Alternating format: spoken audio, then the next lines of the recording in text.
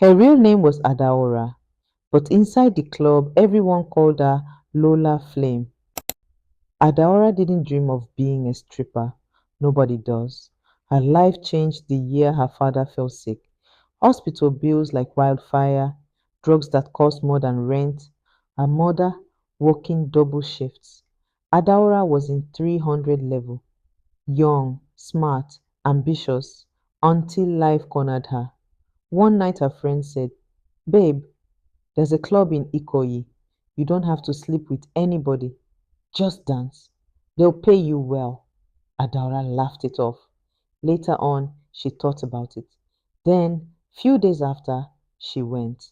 And that was how the girl who wanted to be a lawyer became a girl who danced for survival. The club life. Every night she walked in with her wig perfect and her makeup sharp. Men called her queen. Women stared at her like a mystery. On stage, she was a different person, confident, fearless, powerful. But the moment she stepped off, she was just Adara again. A 22-year-old girl who just wanted to earn money to sort her father's hospital bills. She never drank alcohol. She never took drugs. She always prayed before bed. But nobody believed that. People assumed strippers were wild, loose, or reckless. Adora? She was none of that. She was just a girl trying to survive. One Thursday night, a man kept staring at her while drinking cranberry juice, not lustfully, just observing her. When she finished her routine, he walked up to her and said, "I know you don't belong here." She stiffened immediately. Men said all sorts of nonsense in clubs, but this one felt different. "My name is Chima," he said. "I run a creative agency. You have stage presence, confidence, charisma. You ever thought of doing something bigger with your life?" Adara rolled her eyes, but something about him felt genuine. He handed her a card. "If you ever want a real job, call me." She pocketed it and forgot about it. 2 weeks later, her father's condition worsened. Hospital bills doubled. Her mother fainted from stress. Adara broke down. She looked at her reflection. The glitter, the lashes, the stage costume. She whispered, "I can't do this forever." She remembered the card. For the first time she called, Chima didn't lie.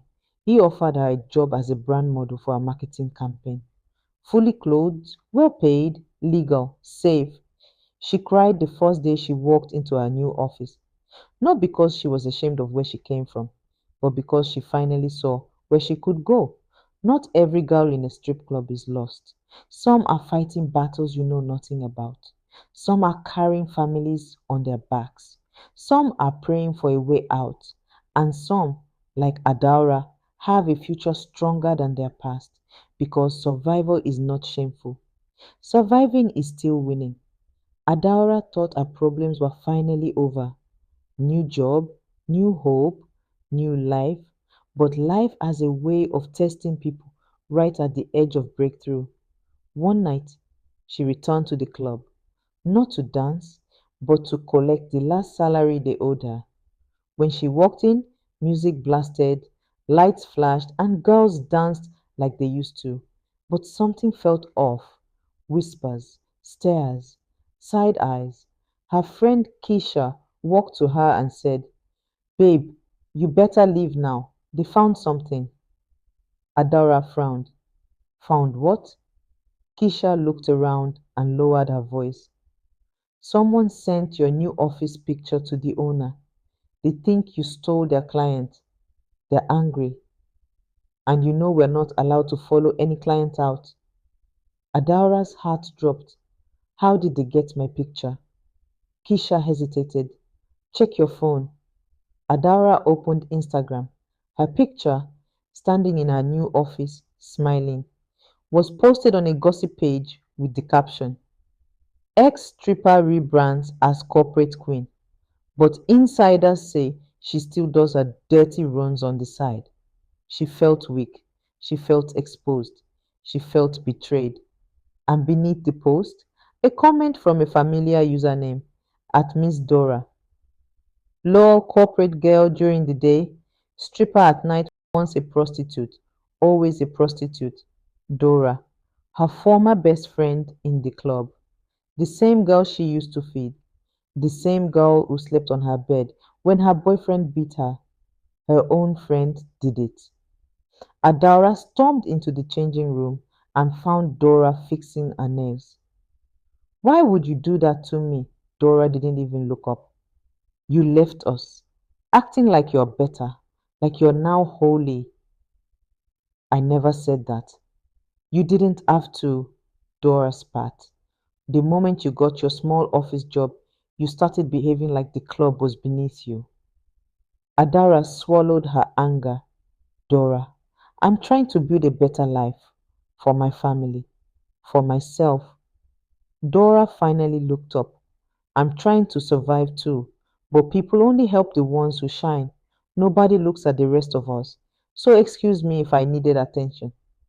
Adora felt her heart break. She stepped closer. Dora, you don't have to drag someone just to climb. Dora smirked. Well, I already did.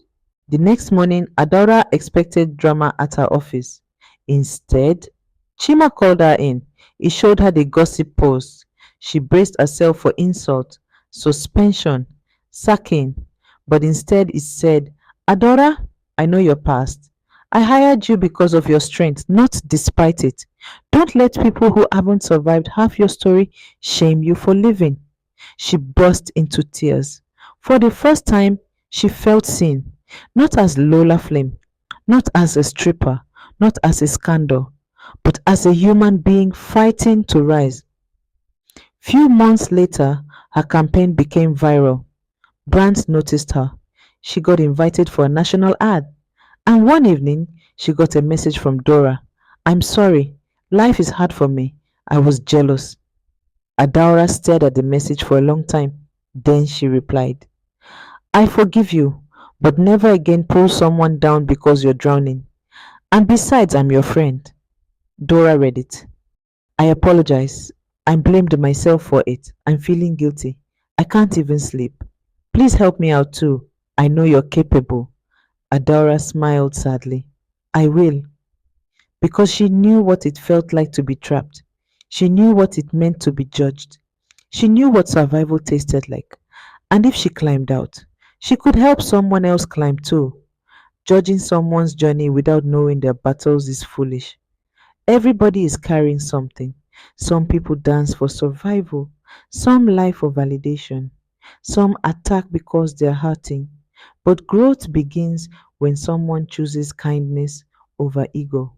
A few months after her national ad went viral, Adaura's life began to shift for the better. Her salary improved, her confidence returned. Her name was no longer whispered as gossip, but mentioned with respect. But the biggest change? Her father finally got the surgery he needed. The doctors said the delay had nearly cost him his life. But Adaura's new income covered every bill. When he finally opened his eyes and whispered, My daughter, Adaora cried like a baby. For the first time in 2 years, hope felt real. And Chima? Chima had remained her boss, her mentor, her anchor. He never flirted with her, never crossed boundaries, never treated her like the girl he met on stage.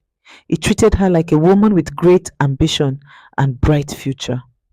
But the night her father was discharged from the hospital, Chima unexpectedly showed up at the ward with food and a driver to take them home. Adora blinked in surprise. How did you know? You texted me. He's awake. That was enough, China said. She smiled, and something in her chest softened. Over the next weeks, they grew closer. Coffee turned into long conversations. Late night edits turned into shared laughter. Stress turned into trust. Chima didn't rescue her. He didn't transform her. He simply stood beside her while she transformed herself.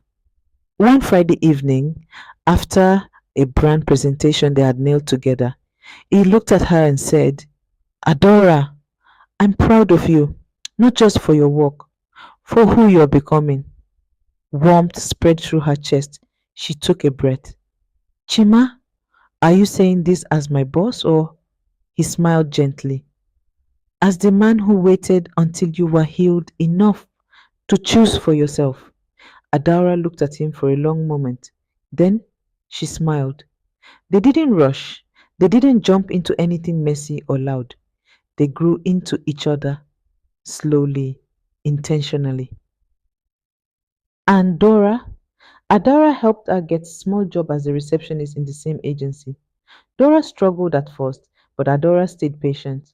One afternoon, Dora hugged her tightly and whispered, "You saved me. Thank you." Adora smiled. "No, you saved yourself. I just held the light." 9 months later, Adaora stood on a stage again, not dancing, not performing for survival, but accepting the Young Creative of the Year award. As the audience applauded, her eyes met Tima's, her mother's, her father's, and even Dora's, cheering loudly from the front row. Adaora took a deep breath and said into the mic, "Never be ashamed of your past. It simply proves how strong you are." Lights flashed, cheers erupted, tears glistened. The girl who once danced for survival was now standing in the spotlight because of her strength, her courage, and her resilience. And love? It didn't save her, it simply met her at the top